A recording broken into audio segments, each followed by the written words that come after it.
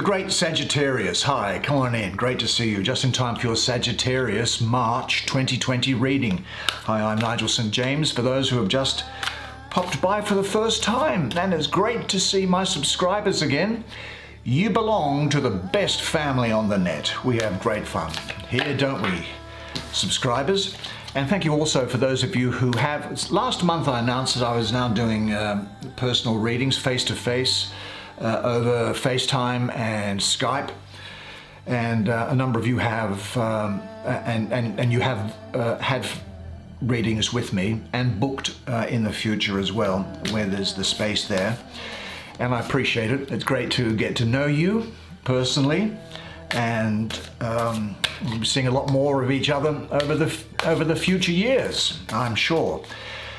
But now let's have a look, and if you would actually like to have a personal reading, just check out the description box below. There's the details which relate to that. I do readings for people from all over the world. So let's have a look. The tarot. Let's see what there is. I might use my pen to point out a couple of the salient features of the tarot cards, because the drawings are so exquisite. They have quite a mystical meaning to it. There's the Eight of Wands. That a lot of Sagittarius energy in that Eight of Wands, I think. There's the Nine of Swords. Yeah, so I'll point out the salient features on it. There's the Star. Well, there isn't a bad side to the Star, is there? Rather attractive looking young woman. Too young for me these days. Wouldn't have been before, when I was younger. But there you go. Now, let's have a look. What's two more? Wheel of Fortune. Yeah, I get that. I can tell you. But we shall see what they mean to say altogether. What does this Nine of Swords mean for you? What does that mean? Let's have a look at it in just a second. We'll have to get into the zone. There's Judgment. Now, I'm going to use 3 playing cards. Let me know in the comments whether you find the addition of the 3 playing cards, which I'll just deal with very quickly at the end, whether you find them useful or whether you'd like to see more of them or not. These cards, I use playing cards, tarot, and other things in my private readings with people. And I find these cards to be laser, like a surgeon's scalpel, sharp, as about telling you what is going to happen in the future. Your future. But in a general reading like this, they will still have important messages to say. I think there's the Three of Clubs. What might that be? The Five of Spades. And, oh, there's something sticking out there for some reason. What's that? The Queen of Spades. All right. Why don't you, as is our practice, come down and sit down here next to me. You're going to love this stuff. Come down, sit next to me, have a good, close, detailed look at these cards while we have this fantastic reading together. All right, my dear Sagittarius, let me get the vibe here. I'm going to talk about this Nine of Swords. Now, Nines of Swords can sometimes relate to despair. However, I've noticed that cards are all interrelated, and you have belief at Judgment, which is a particularly good card. You have this Star card, which is really a card which is talking about the divine coming into your life, and this Wheel of Fortune, which is talking about good things coming up ahead of you and for the need you to act quickly to go and do this. But it may be, so I think that rather than this as being something bad happening to you, I think that this is actually something which is more to do with your thoughts, probably about somebody else. Now let me have a look at the imagery that's on here. Here we have 9 swords arranged in a grid. The hilts of the sword are covered by hooded figures. Here is it's a sword suit. This is the Page of Swords. He's no longer young, he's old and wizened and looks as if he's become demented. There is a holy monk, which is the image of him placed on top of a sarcophagus with his hands folded and a flower on his chest. On the sides of the sarcophagus are images of decay. These are people, I think, who are dead from the medieval plague. On this angle here, there is a strong man oppressing down here a weak man, and here is a child or a person in something of the fetal position. Now, what can we say about it for you that's of some interest? Let's look at the astrology of it first, shall we? It's Mars in the second decan of Gemini, that 1st to the 11th of June. Now, the one-pointed nature of Mars doesn't really sit well with the scattered energy of Gemini. Now, if you know any people who in their horoscope natal chart have Mars in Gemini, they really use words as their weapons. And I think what could be happening here is that you may be using words as weapons against yourself. You know your Achilles heel more better than anybody else does, don't you? And the rumination of past events, maybe regrets, is something that you may for a moment be dealing with, but it's something that's going to be overcome because the other cards here are so positive. I think this could well be very troubled thoughts that you have in relation to somebody else, and it may be in relation to their health. Yeah, I'm getting the feeling here that you have a concern, really, or you'll have a concern of somebody else. Sometimes we can have a concern and we ruminate on how we have lived our life to date, or the relationships that we have that didn't work, whether they be personal relationships, romantic relationships, business ventures that we may have pursued. We've tried, things didn't work out the way we planned, and somehow or other we look upon ourselves as being something to say that there is a fault within us that has caused this. But let me say this, that despite what you may believe, you can disappoint people and still be good enough. You can make mistakes and still be capable and talented. You can let people down and still be worthwhile and deserving of love. Everyone has disappointed someone they care about. Everyone messes up. Everyone makes mistakes, not because we are inadequate or fundamentally inept, but because we are imperfect. We are not robots. We are fundamentally human. That's why we have come here, to live in flesh and blood from the spirit realm, to try to live, to love. Maybe we don't always love wisely, but we have loved well, haven't we? And expecting anything different from your fundamental humanity is setting yourself up for failure, because nobody is perfect. So I wouldn't be too concerned about that. Why don't I immediately look at this card here, which is the Star? Now, let's have a look at the imagery on her. Here is a beautiful young woman beside a brook, her long hair dripping down. In this hand, she holds a vase which is, well, sort of in the Greek architecture and artisan world, sort of Doric, and that represents her simplicity and unpretentiousness. And in this hand, a vase which is more of the Attic, more sophisticated pottery of the time, and that represents her grace and her intelligence. Above her is a seven-pointed star, which represents the 7 classical planets, and then representations of those planets up here. There is here a Rosicrucian rose growing, which is reflected down in the water. A couple of hills behind her, one of which is an acacia tree, which is symbolic of grace and of love. Now, this is Saturn ruling Aquarius with Neptune exalted. Really, really good. And isn't it great to see it sitting there next to that Nine of Swords? Because let me talk a bit about it. Aquarius is all about the individual and uniqueness, and yet it has an overall humanitarian outlook.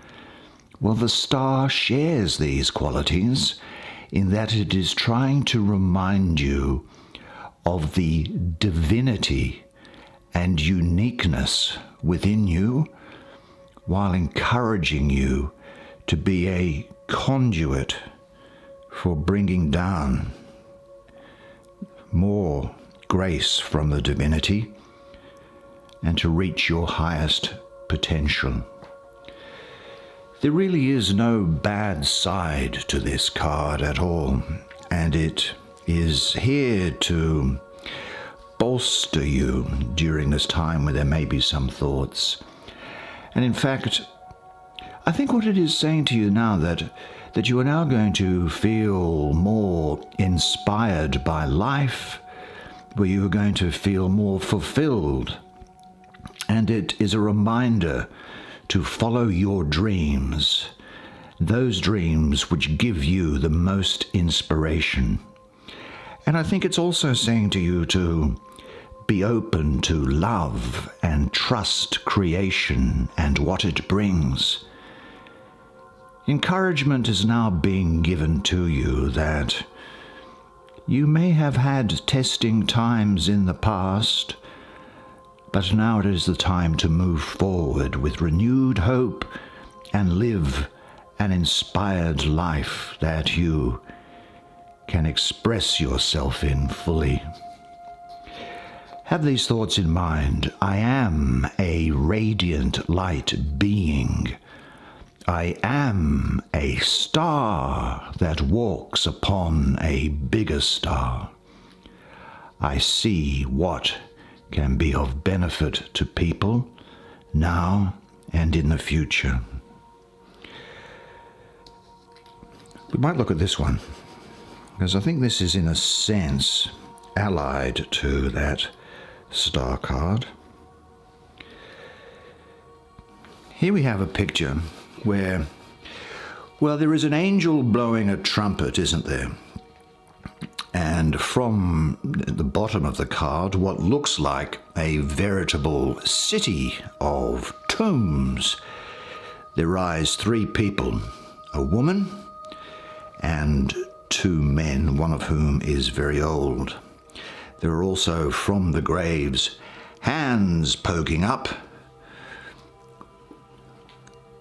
And the image of the angel itself, what with its billowing hair, its wings around it, and this flame, it's reminiscent to me of the Swan galaxy that's in the Milky Way. What does it have to say? What does it say to you?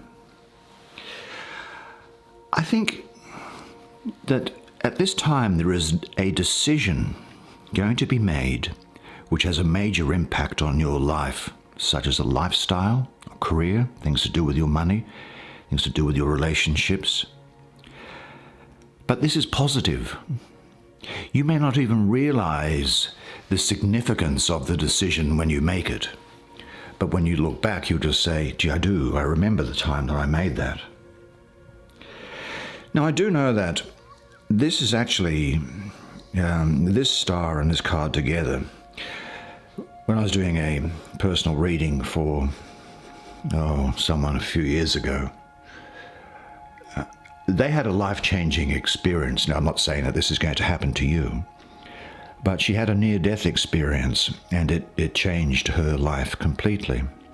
But don't be surprised if you start to look at the world in a way which is quite different to how you've looked at it before. I think that this is a time for you to move on after seeing the bigger picture and letting these ghosts drift away to oblivion. Don't lose your concern for people, but don't let it eat away at you, because we all have our lives to live, and the map of our life is often drawn as it is. I think that this is a natural period of growth and shedding of things and of people that are no longer of any use to you. Now, I don't mean that in a harsh way. What I mean to say by that is that it is quite natural as we go through life to say that, look,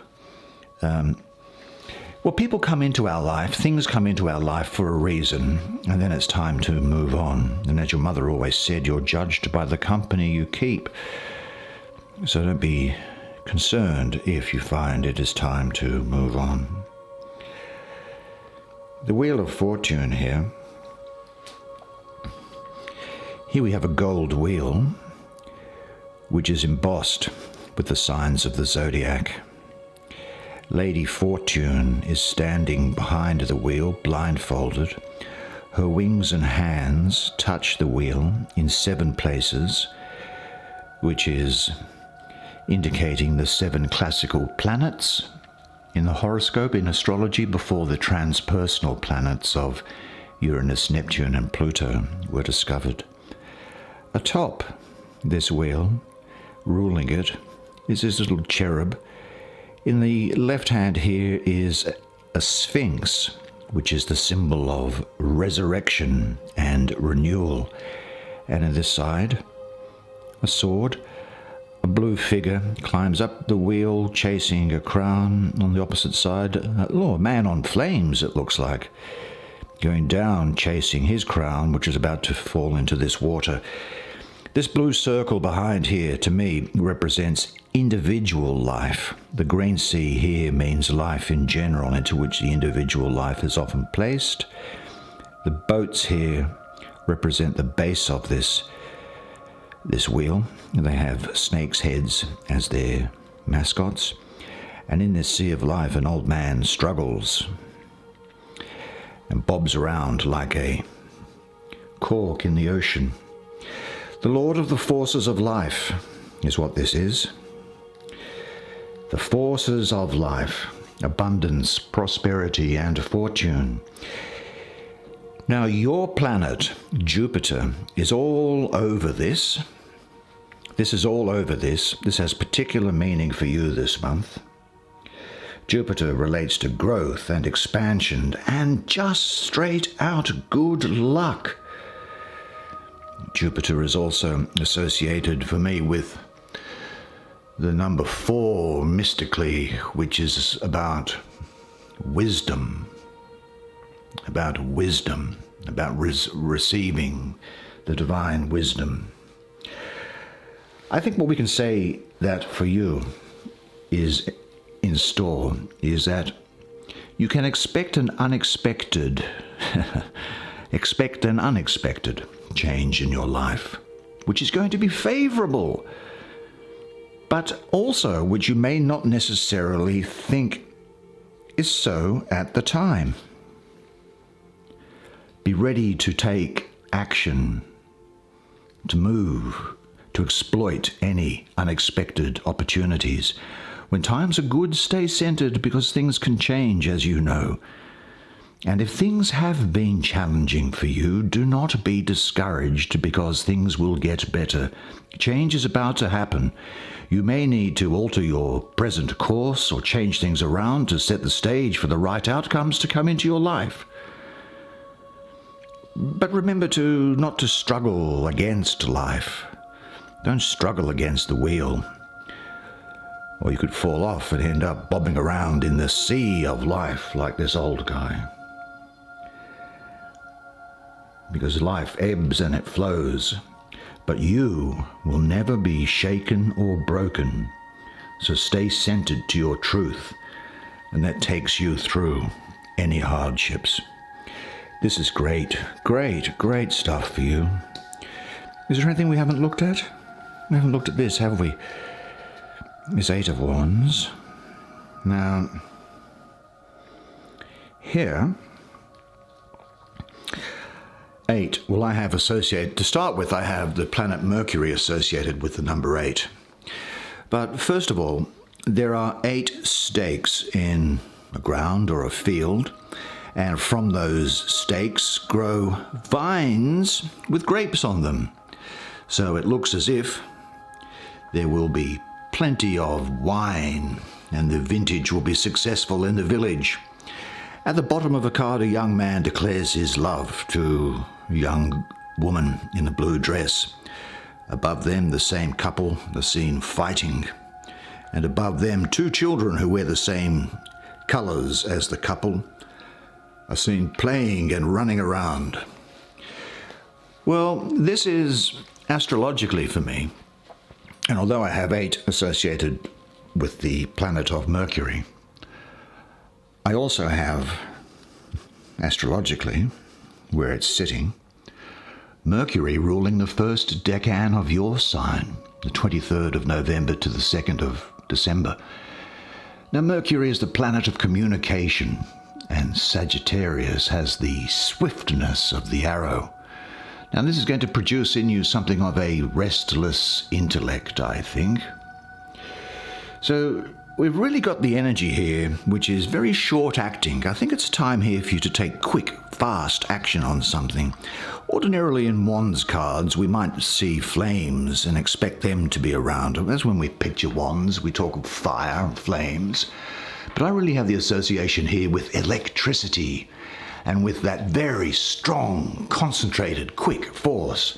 And that's what you have here. This is a strike while the iron is hot card. It's a short energy card. Understand that you can now transform any situation, problem, or obstacle by taking swift action with direct communication to resolve it. Now, it does highlight the need for clear communications to manifest the things you want in your life. I think this energy is talking also about refinement of energy, as I say, electricity. So you need to be crystal clear with others in order for you to make things happen, and have in mind that you want things to happen for the highest good. I think you can expect to be busy. Now, this card has a lot of energy in it, which is propelling you forward to your goals. But I would just say this. Just make sure that you direct your energy, concentrate it, don't scatter it, and that is the way that you will ensure the best outcome for yourself. Now, don't dissipate your energies. Let's have a look at some of these playing cards. Here we have the 3 of clubs. Well, what can this mean? You know, it doesn't surprise me in a way that this has turned up for you, because this is really an energy of creation, of thinking, of social interactions, thinking. It's to do with extensions also, development, growth. Sometimes it can mean a third party coming in to something as well. But generally I'd say it's a card of mental creativity. Now, it can sometimes be a card of worry, indecision, and mental stress. Now, I mention that only because we did talk about that 9 of Swords, but I think this is being overcome. And this is just recognizing, I think, that this energy is there as well. Saying it can be there, but you know now that things are going to work out fine.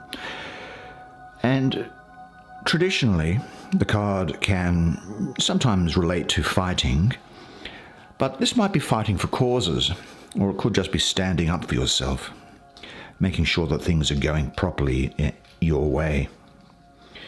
You go over there. Then we have this card, which is the 5 of Spade. Fives have a lot of energy associated with them.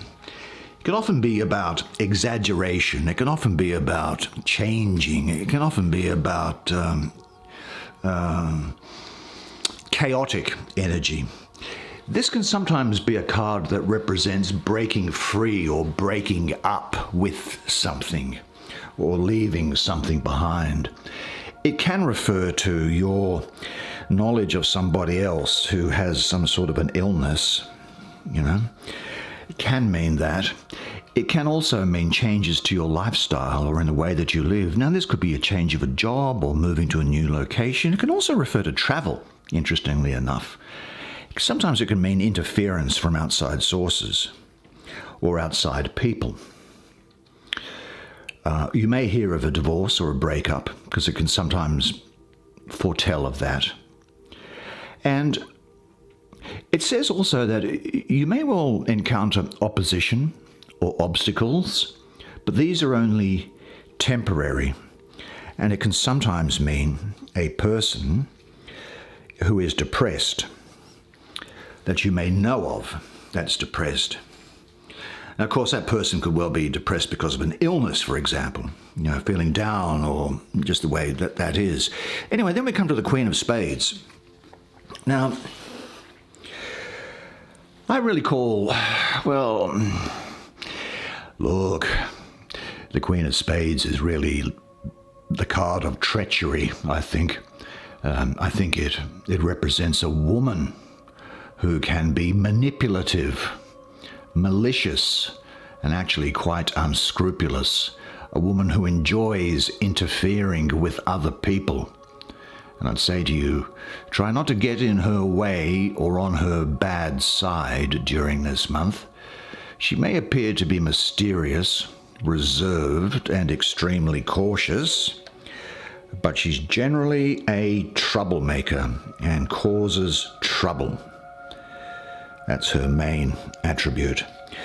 Well, that's the way it is for you this month. Well, there you go. March underway. Well, let me just say this, is that you were fantastic during that reading and I really enjoyed providing it to you. I love providing these readings to you each month and subscribe and become part of the family and belong. And let me just say this, and I want you to remember this always, that you are a legend and I look forward to seeing you next month. Until then, bye for now.